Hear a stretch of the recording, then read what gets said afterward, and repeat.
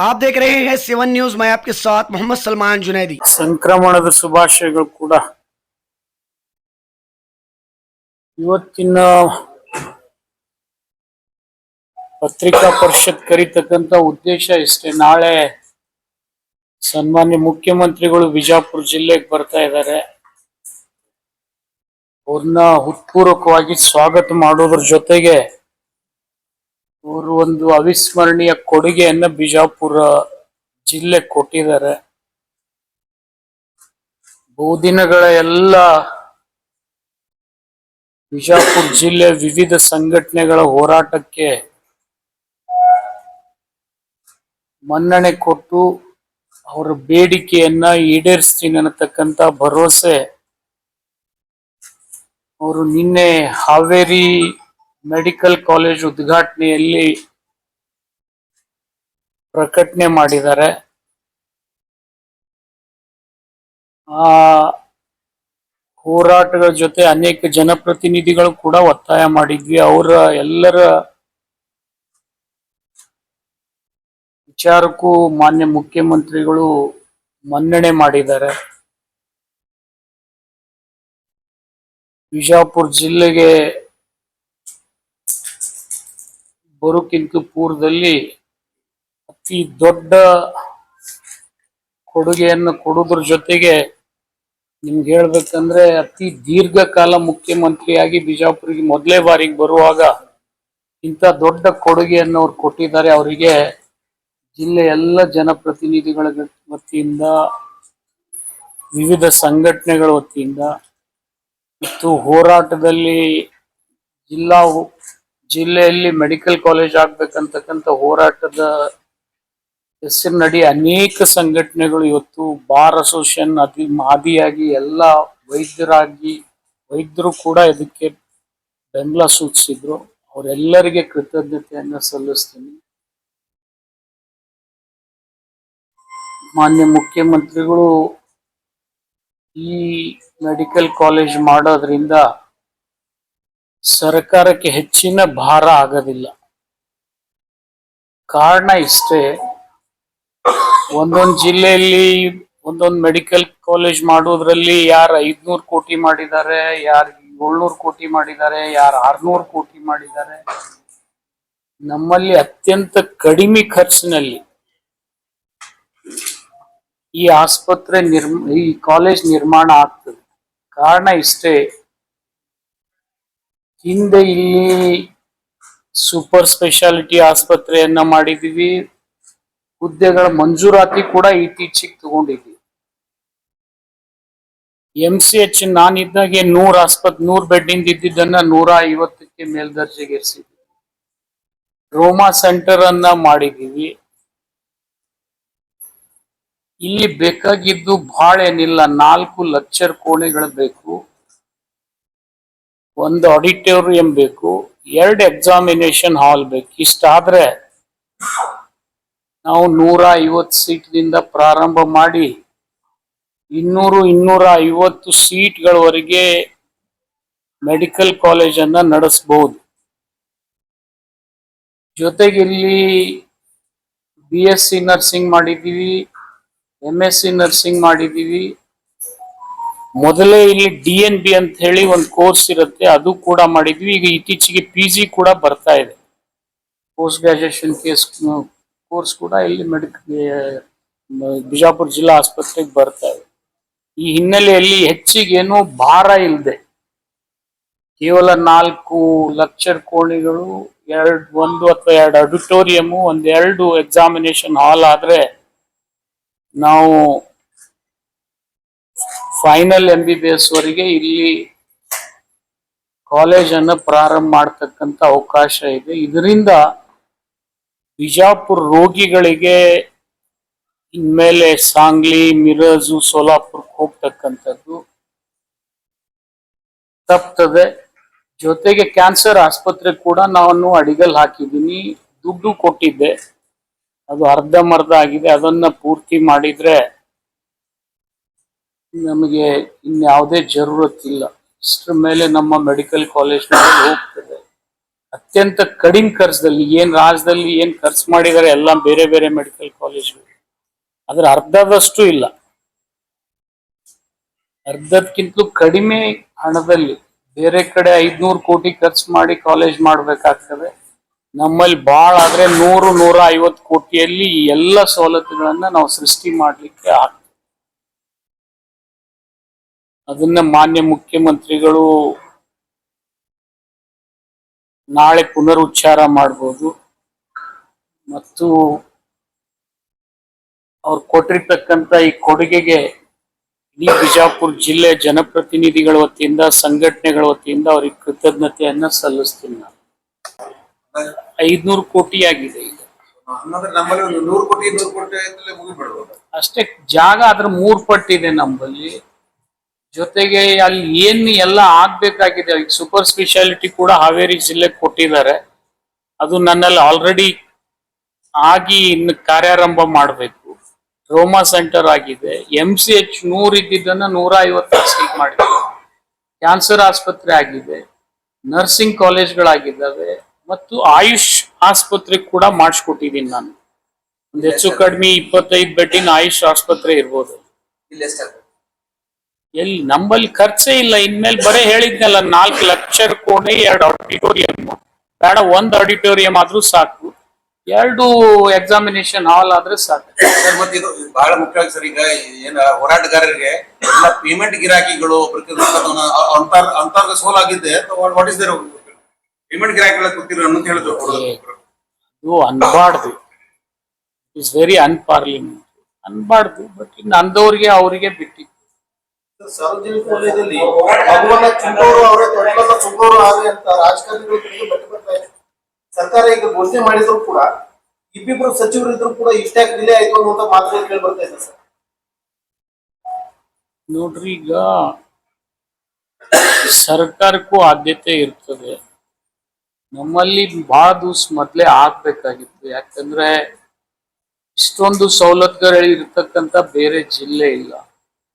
ಅನಿವಾರ್ಯ ಕಾರಣಗಳಿಂದ ಆಗಿರ್ಲಿಕ್ಕಿಲ್ಲ, ಈಗ ಆಗ್ತಾ ಇದೆ. ನಿಮ್ಮ ಕಾಲಘಟ್ಟದಲ್ಲೇ ಆಗ್ಬೇಕಾಗಿತ್ತು, ತಾವು ಆರೋಗ್ಯ ಸಚಿವರಿದ್ದಾಗೆ ಆಗಬೇಕಾಗಿತ್ತು, ಇದುವಾಗೆ ಆಗಿಲ್ಲ. ಮತ್ತೆ ಈಗ ಆಗಿದೆ ಅಂತದ್ದು ಒಂದು ಖುಷಿಕರ. ಆದ್ರೆ ಇಷ್ಟು ವಿಳಂಬ ಆಗುವಷ್ಟು ದೊಡ್ಡ ಪ್ರಾಜೆಕ್ಟ್ ನಮ್ಮ ದುರ್ದೈವ. ಸರ್ಕಾರ ಕುಮಾರಸ್ವಾಮಿದ ಹೋಯ್ತಲ್ವಾ, ಅದಕ್ಕೆ ಆಗ್ಲಿಲ್ಲ ಅಷ್ಟೇ. ಇತ್ತಂದ್ರೆ ಮಾಡ್ತಿದ್ನೋ ಬಿಡ್ತಿದ್ವಿ, ಅದು ಅವಾಗಿಲ್ಲ. ಕೇಂದ್ರಕ್ಕೂ ಮನವಿ ಮಾಡಿವಿ, ಏಮ್ಸ್ ಕೂಡ ಬರ್ಲಿ ಅಂತ ನಾ ಪ್ರಧಾನಮಂತ್ರಿ ಮನವಿ ಮಾಡಿನ ಅಂತ ಹೇಳಿ ಇವರು ಸಂಬಂಧ ಆಗ್ತದೆ. ಇದು ಏಮ್ಸ್ ಬೇರೆನೇ ಈಗ ಸರ್ಕಾರದ್ದಾಯ್ತು, ಏಮ್ಸ್ ಅವ್ರು ಮಾಡಿದ್ರೆ ಅವ್ರಿಗೊಂದು ಕೃತಜ್ಞತೆ ಸಲ್ಲಿಸ್ತೀನಿ. 100% ESI ಆಗಿಲ್ವಾ? ಗುಲ್ಬರ್ಗಾದಲ್ಲಿ ಗೌರ್ಮೆಂಟ್ ಮೆಡಿಕಲ್ ಕಾಲೇಜ್ ಇಲ್ವಾ? ಏಮ್ಸ್ ತರೋ ಕೆಪಾಸಿಟಿ ನಮ್ಮ ಸಂಸದರಿಗಿದ್ರೆ ಬಹಳ ಒಳ್ಳೇದು. ಬಟ್ ನಿಮ್ ಮುಖಾಂತರ ಅವ್ರಿಗೆ ಒಂದಿಷ್ಟು ವಿನಂತಿ ಮಾಡ್ತೀನಿ, ನ್ಯಾಷನಲ್ ಹೈವೇ ಪಾಟೋಲ್ಸ್ ತುಂಬಿಸತ್ ಹೇಳ್ಬಿಡಿ ಸಾಕಷ್ಟೇ. ವಿಜಯಪುರಕ್ಕೆ ನೀವು ಹಾವೇರಿ ತೋರಿಸ್ತಾ ಇರೋ ಅಭಿವೃದ್ಧಿ ಆದ್ಯತೆಯನ್ನು ವಿಜಯಪುರಕ್ಕೆ ಕಡೆಗಣಿಸಿದ್ದೀರಿ ಅಂತ ಏನ್ ಸರ್ ಅದು? ಹಾವೇರಿಗೆ ತೋರಿಸಿದಂತಹ ಅಭಿವೃದ್ಧಿ ವಿಜಯಪುರಕ್ಕೆ ಯಾಕೆ ತೋರಿಸ್ತಾ ಇಲ್ಲ ಅಂತ ಪ್ರಶ್ನೆ ಸರ್. ಇಲ್ಲ, ನೀವು ಬಿಜಾಪುರ ಜಿಲ್ಲಾ ಉಸ್ತುವಾರಿ ಮಂತ್ರಿ ನಾನು ಮಾಡ್ರಿ, ನಾನು ಮಾಡಿ ತೋರಿಸ್ತೀನಿ.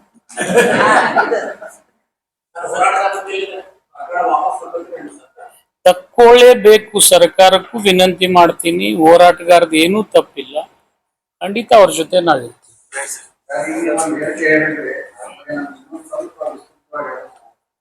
ಯಾವ್ದು ಸರ್? ಅಲ್ಲ, ಅವ್ರು ಯಾರೋ ಕೇಳಿದ್ರು, ನಾನ್ ಹೇಳಿನಂತ ನೀವ್ ಹೇಳ್ಬೇಡಿ. ನಿಮ್ಮ ಉಸ್ತುವಾರಿ ಸಚಿವರಿದ್ದಾಗ ನಮಗ ಆದ್ಯತೆ ಇರ್ತದೆ. ಆದ್ಯತೆ ನನಗೆ ಇರುವುದಿಲ್ಲ. ಬಿಜಾಪುರ ಜಿಲ್ಲೆಯಲ್ಲಿ ನನ್ನ ಕ್ಷೇತ್ರಕ್ಕೆ ಸೀಮಿತವಾಗಿ ನಾನು ಕೆಲಸ ಮಾಡ್ಬೇಕಾಗ್ತದೆ. ಉಸ್ತುವಾರಿ ಸಚಿವನಾದ್ರೆ ನನಗೆ ಹಾವೇರಿಗೆ ನಾನು ಉಸ್ತುವಾರಿ ಸಚಿವನಾದ್ಮೇಲೆ ಇಂಜಿನಿಯರಿಂಗ್ ಕಾಲೇಜ್ನಲ್ಲಿ ನಡೀತಕ್ಕಂಥ ಮೆಡಿಕಲ್ ಕಾಲೇಜನ್ನ 2 ವರ್ಷದಲ್ಲಿ ಎಲ್ಲ, ಈಗ ನಂದು ಆಲ್ಮೋಸ್ಟ್ ಹಾವೇರಿ ಮೆಡಿಕಲ್ ಕಾಲೇಜ್ ಲೋಕಸಭೆ ಚುನಾವಣೆಗಿಂತ ಪೂರ್ವದಲ್ಲೇ ಮುಗಿಸಿದ್ದೆ ನಾನು. ಬೊಮ್ಮಾಯಿ ಸಾಹೇಬ್ರು ನಮ್ದು ಕೇಂದ್ರ ಸರ್ಕಾರದ ಹಣ ಇದೆ, ಇದರಲ್ಲಿ ನಮ್ಮ ಕೇಂದ್ರದ ಮಂತ್ರಿಗಳು ಬರ್ತಾರೆ, ಅದಕ್ಕೆ ನೀವು ವೇಟ್ ಮಾಡ್ಬೇಕು ಅಂತ ಹೇಳಿದ್ಮೇಲೆ ನಾನು ಪುನಃ ಮುಂದಾಕಿದೆ.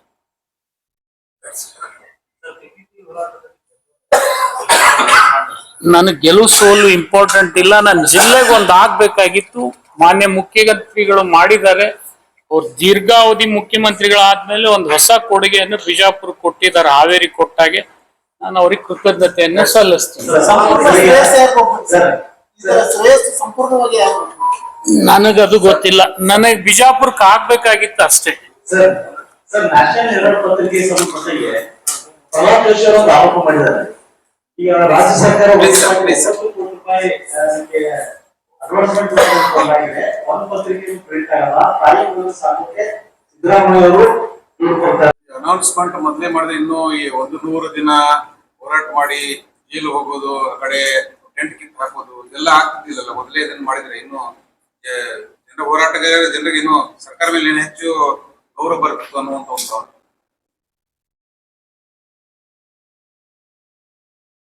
ಹೋರಾಟ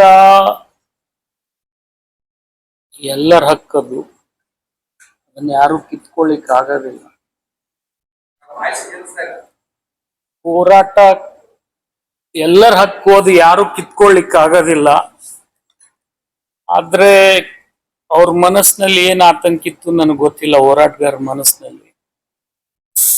ಆದ್ರೆ ಅವ್ರ ಮೇಲೆ ಏನಾದ್ರೂ ದುರ್ವರ್ತನೆ ಆಗಿದ್ರೆ ಅದರಲ್ಲಿ ಕ್ಷಮೆ ಇರ್ಲಿ ಅಂತ ಹೇಳಿ ನಾನು ಅವರಲ್ಲಿ ಕ್ಷಮೆಯನ್ನ ಕೋರ್ತೀನಿ ಅಷ್ಟೇ.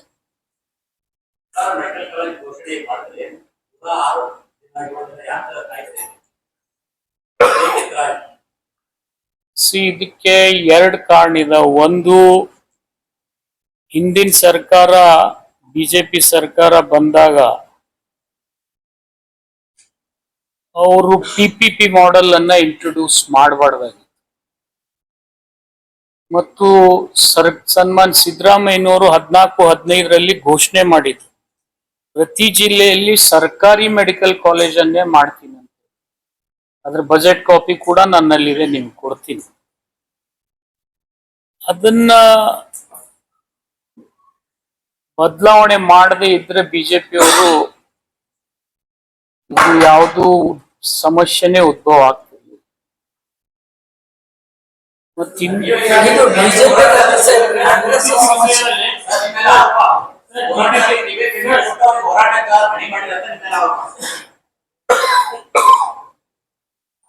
ಯಾರು ಆರೋಪ ಮಾಡಿದಾರಲ್ಲ ಅವ್ರ ಆತ್ಮ ಮುಟ್ಕೊಂಡು ಹೇಳಿ. ಅವ್ರ ಒಂದ್ ನಿಮಿಷ ಅವ್ರು ಸಾಬೀತ್ ಮಾಡಿದ್ರೆ ನಾನು ರಾಜಕೀಯ ಜೀವನದಿಂದ ನಿವೃತ್ತಿ ಆಗ್ತೀನಿ. ಮತ್ ಮಾಡದೇ ಇದ್ರೆ ಅವ್ರ ನಿವೃತ್ತಿ ಆಗ್ಬೇಕು.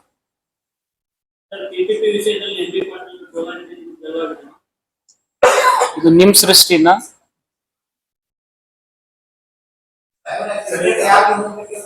ಕ್ರೆಡಿಟ್ ಯಾರು ಹೋರಾಟ ಮಾಡಿದಾರೆ ಅವ್ರಿಗೆ ಹೋಗ್ತದೆ. ಇದಕ್ಕೋಸ್ಕರ PI ಹೋಗುವ ಅನಿವಾರ್ಯತೆ ಬಂತ. ಡಿಸೆಂಬರ್ 12ಕ್ಕೆ PI ಹೋಗಿದ್ದಾರೆ. ಸರ್ಕಾರ ರೈಟಿಂಗ್ಗಳು ಕೊಡ್ಬೇಕು ಅಂತ ಕೂಡ PI ಹೋಗಿದ್ದಾರೆ. ಅದ್ರ ಬಗ್ಗೆ ನನಗೆ ಮಾಹಿತಿ ಇಲ್ಲ, ನೀವು ಕೊಟ್ರೆ ಅದಕ್ಕೆ ನಾನು ಉತ್ತರ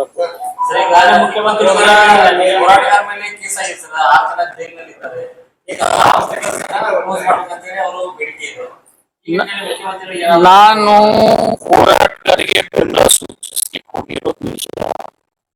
ನನ್ನ ಮನಸ್ಸಿಗೆ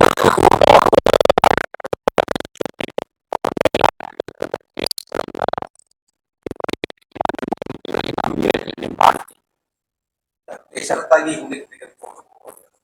ಅದು ಯಾವ ದೇಶ ಏನ್ ಹೇಳ್ತಾರೆ ಆ ರೀತಿನೇ ಮಾಡ್ಕೊಡ್ಸ್ತಕ್ಕಂಥ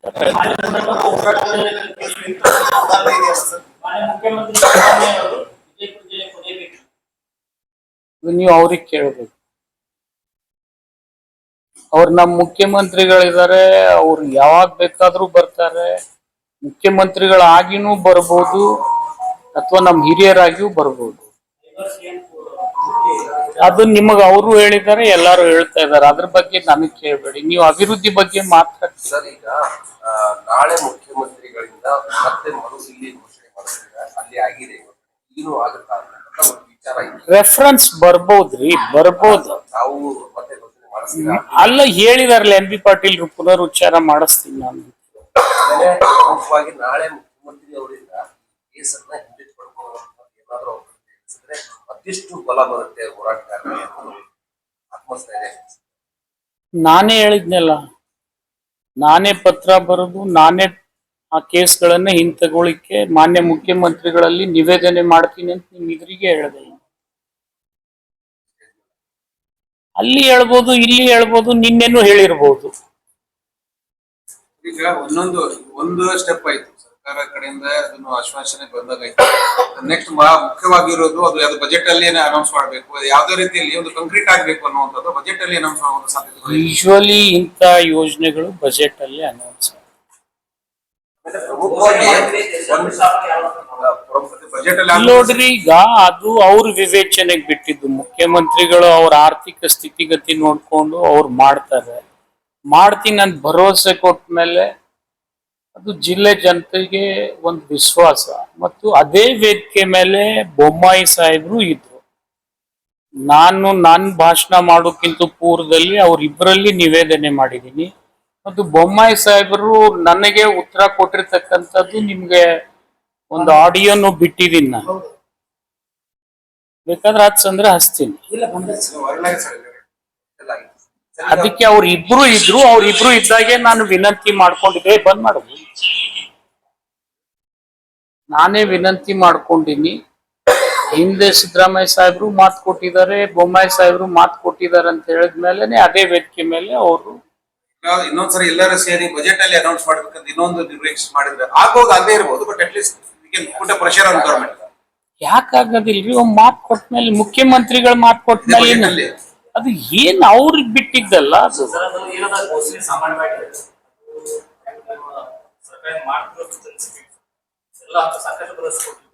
ಇಪ್ಪತ್ತೆರಡು ಮೆಡಿಕಲ್ ಕಾಲೇಜ್ ಯಾಕದು ಯಾಕದು ಹೇಳಿ, ಘೋಷಣೆ ಮಾಡಿದ್ದಕ್ಕೆ ಅದು ಅಲ್ವಾ?